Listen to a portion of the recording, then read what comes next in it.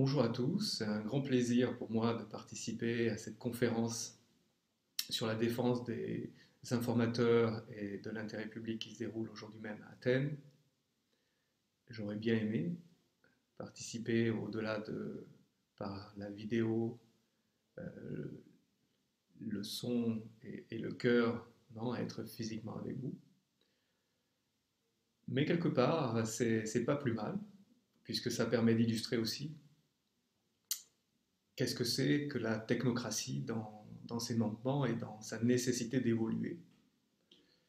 Je me réfère dans mon cas particulier à la technocratie Interpol, et la Grèce présente un intérêt encore bien plus grand pour ce qui est de démontrer ce qu'est la technocratie au niveau européen ou au niveau affairiste, donc pour tout ce qui concerne non, les scandales bien connus sur l'armement par exemple. Donc je crois que aujourd'hui, et ça sera, j'espère, ma contribution, non? On a intérêt à resituer ce que représente l'information, non seulement pour faire évoluer les institutions, c'est ce qui nous réunit, mais aussi pour protéger les canaux d'information que sont les informants et, et voir un peu non, comment tout cela s'imbrique et au travers d'exemples personnels particulier, voir aussi comment on peut essayer de trouver des solutions qui puissent servir à tous, non seulement au cas que l'on représente, que l'on peut représenter, que l'on peut partager, et je me réfère au mien, à celui évidemment de Stéphanie ou de William, qui englobe de nombreuses multitudes d'expériences à lui seul. Dans mon cas, je pense que le plus singulier et le plus appréciable, non, que j'ai eu la chance de connaître, a été cette capacité de pouvoir collaborer, non seulement au travers de plusieurs administrations, mais sinon au travers de plusieurs pays. Et cette collaboration, ça a été vraiment ce qui a pu permettre non, de contourner les obstacles, je dirais, de cette technocratie. J'insiste, technocratie européenne, pour sa rigidité, pour son incapacité à s'adapter en temps et en heure, à un rythme humain. Technocratie des affaires, je l'ai évoqué aussi, non, avec ces scandales, et on a tous à l'esprit, au moins en tout cas en Grèce, le scandale des sous-marins.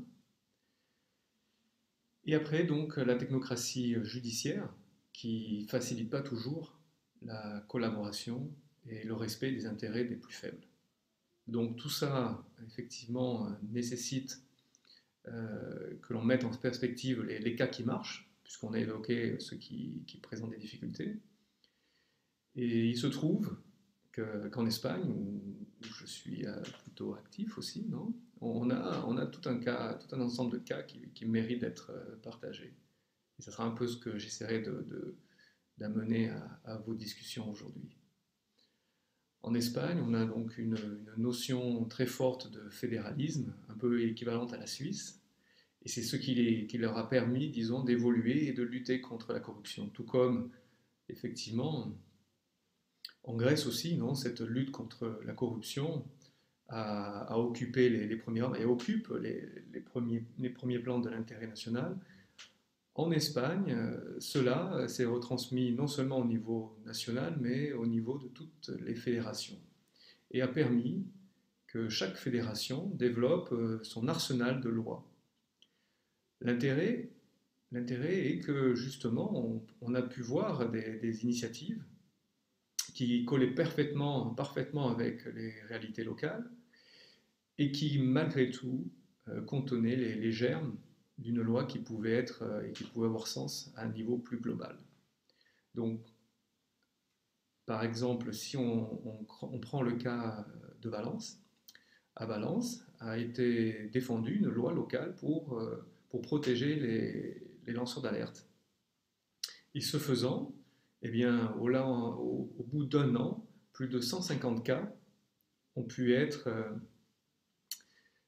recueillis, protégés, préservés, appuyés pour qu'ils se développent et engendrent justement les enquêtes et les poursuites requises, tout en protégeant l'alerteur, non?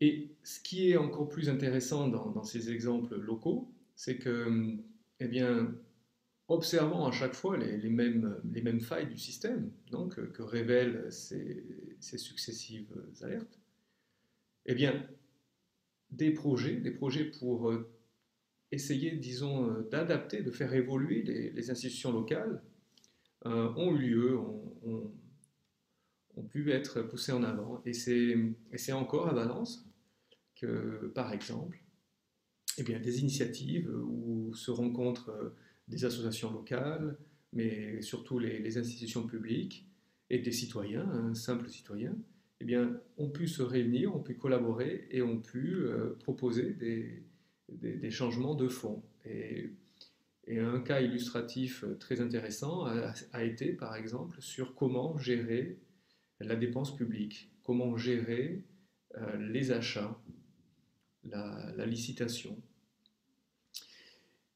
Et cela s'est fait en utilisant toujours les dernières technologies, en rassemblant les compétences universitaires, les compétences particulières, comme celles justement qui pouvaient être recueillies par les associations publiques, mais aussi effectivement la connaissance de la loi, des institutions et les organes publics autonomes ont pu montrer justement toute leur capacité dans le cadre d'une collaboration.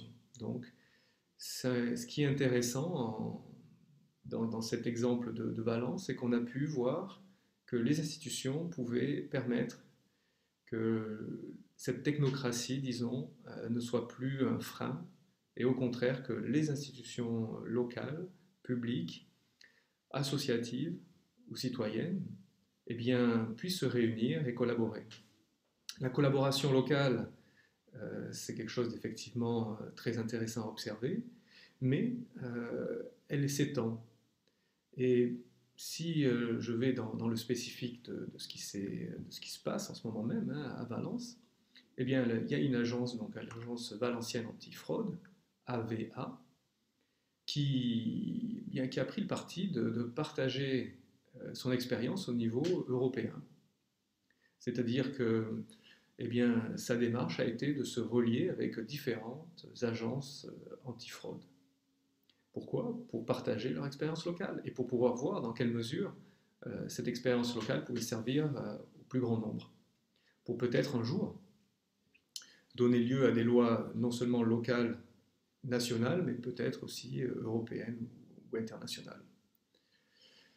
Et je crois que c'est ça aussi le message intéressant que je peux partager et apporter à ce débat qui nous réunit aujourd'hui, c'est que la raison de notre collaboration, de nos réunions, c'est de pouvoir partager les meilleures pratiques.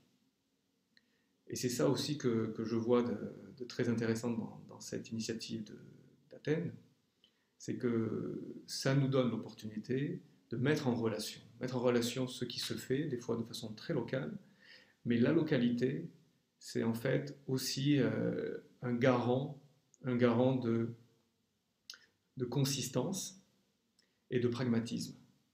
Ce qu'on n'arrive pas à développer localement présentera peu de chances d'être développé au niveau national. Et je crois que ce qu'on n'arrivera pas à appliquer au niveau d'Athènes, eh bien difficilement on pourra l'appliquer au niveau de la Grèce et puis après d'autres pays. Donc je crois que cette notion de pragmatisme face à la technocratie qui se veut universelle, eh bien, ce pragmatisme et cette localité, c'est un facteur qui, personnellement, m'a convaincu, disons, comme étant un des facteurs, non, qui m'a permis, face aux obstacles, voir des alternatives et des solutions.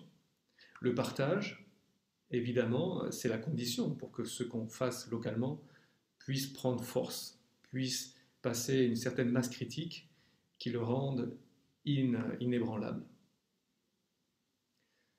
La masse critique aussi, on l'a eu à la partager, à la connaître.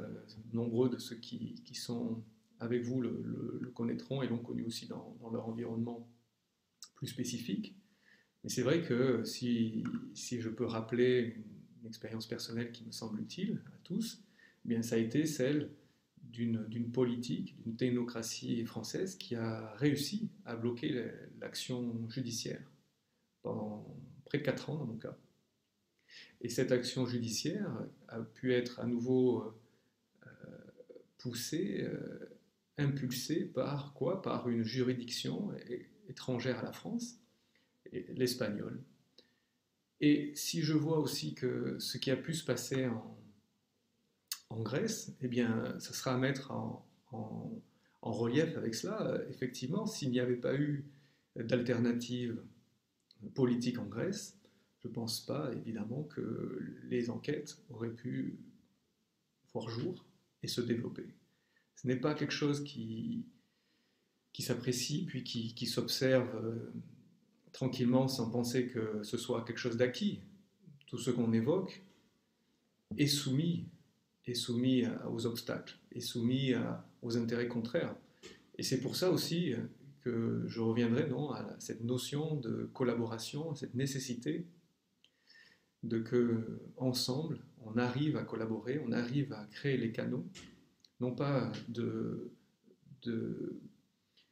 pour les filtrations simplement, mais aussi pour qu'on puisse après tirer parti de ces informations qu'on a recueillies pour pouvoir trouver des solutions qui nous permettent d'évoluer pour évidemment le bien public. Voilà, c'est un peu le sens de ce que je voulais partager avec vous tous. Je vous embrasse très fort et j'espère très vite que nous aurons l'occasion dans d'autres circonstances de nous retrouver. À très vite.